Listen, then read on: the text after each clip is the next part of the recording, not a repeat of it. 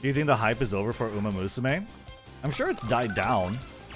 I'm sure it's died down as if like any game would, but I don't think the hype is over, because the fact is that Uma Musume has a very steady streamline of or pipeline of content coming up, and they're also known for having good gacha, good character designs. So people are gonna come back occasionally, every now and then, just to see what's going on, whether it's like the new events, the new story, the new scenarios. They're gonna come back for new characters. Like, I think Uma Musume, of course, like, what? No one can really hope for the hype it had at launch, but I'm sure it's gonna be fine.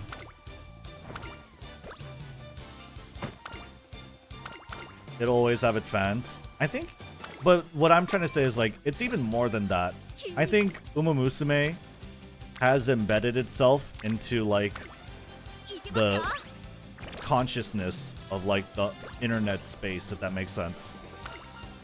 Right? I think it's always gonna be kind of present, because it's a good game no matter what. You know what I mean?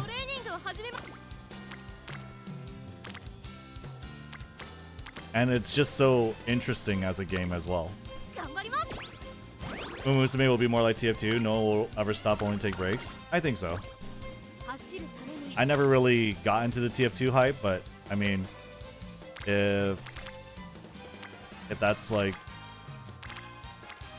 that sounds like it would make sense. For me, it's a perfect side game, something to log in to do my dailies and some careers and log off. Yeah. The thing is, like, people underestimate it, but Uma Musume is a fantastic game, if not for the fact that it's really playable on mobile. And everyone has a phone. And it's the sort of like runway for a casual to get to the cool fun stuff is really short. It's like there's very little obstacles to enjoy Uma Musume, right? You just roll for characters, and you are gonna get more, like free pulls, free carrots. You are gonna get more for coming back, logging in. You're going to get more of these things. They know that. They know that you'll come back and log in for that, and you're likely to spend money because of it too. So yeah, I mean, you are gonna get more.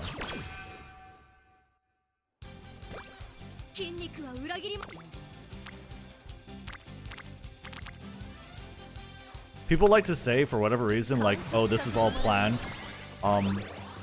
Your rewards, your currency is gonna dry up. I don't think that's realistic.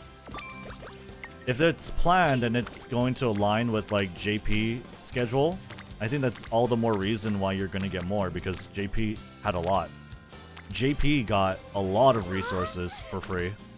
That's how mostly play JP gacha, log in somewhat, and grind when they have the shiny I want. Yeah. And that's the cool thing too, is like, what's really nice about Uma Musume 2 is that there's no backlog. Like, think of it like, if I were to come back to Wuthering Waves right now, I have Cartethia as a character. I can't level up Cartethia because I haven't played the new region in Renacida. There's another region, so I can't farm her materials. So I'm like basically never gonna touch that game ever again. Like, as much as I would like to, unless I get someone else to play my account and catch me up on the story, because I'm not gonna play the story, it's gonna take way too long. I'm just not gonna play it again, right? And I feel like a lot of people are in that situation. But for like instance with Uma Musume, that's not ever an issue. Whoever you roll for, or whoever you have, is the main character. They have their own story, and you're gonna want to try them on URA. You're gonna want to try them on Aoharu. You're gonna want to try them on Make a New Track, on UAF, on all the different scenarios that are gonna come up. You're gonna want to play eventually. You're gonna want to roll for their new outfits, and you can play. Like, that's what I mean when I say like the runway for getting into the fun stuff in Uma Musume is so short, and it constantly stays short to get to the fun, shiny, cool stuff. And so that's why I think Uma Musume will never die off completely. Will it be super successful? Who knows? But I don't think it'll ever die off completely. This story is good to begin with. I'm sure it is. I'm sure. Wait, hold on. Do people think I said like the story's bad? Is that what we're saying? Do people think I said the story's bad for Wuthering Waves? Because that's not what I said, right? I didn't say the story's bad. Never tried to even imply it. I'm just not gonna do it because it's long, and I don't. There's just a lot for me to chew through, right? And so I'm just not gonna. I'm not gonna do that. I'm just not gonna do that and I feel like a lot of casual people find themselves in that situation too. That's all it is. It could be a great story. It could be a really good game. I'm sure it is a good game. I'm just not gonna do those things, right? So that's what I'm trying to draw a comparison to, is that games like Wuthering Waves, games like Zenless Zone Zero, games like Honkai Star Rail, games like Genshin Impact, these games have a lot of things to kind of chew through, to catch up on, right? Otherwise, you kind of feel like you're missing part of that experience.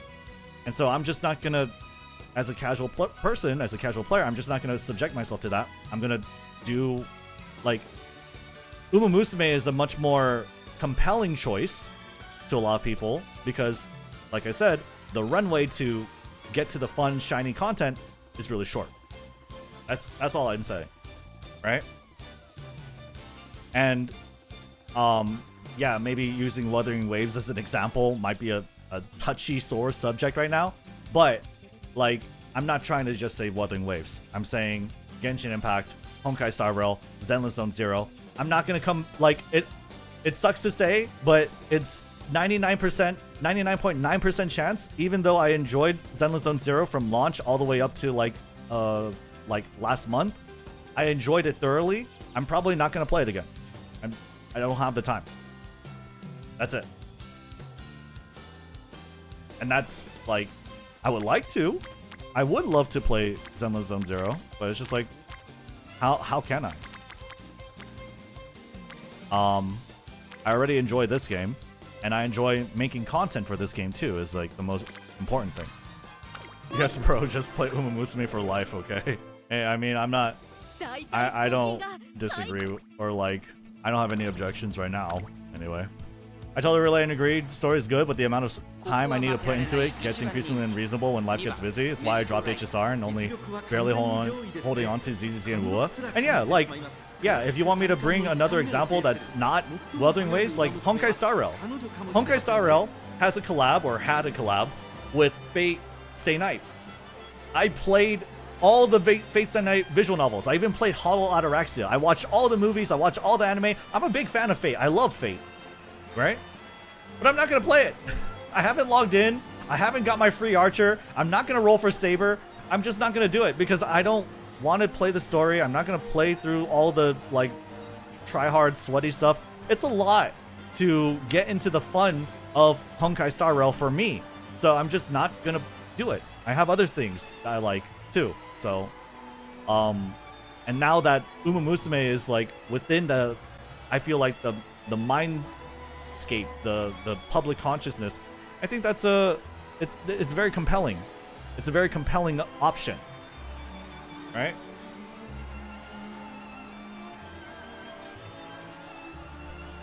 And that's an option I think that's going to be open for a long time. So yeah.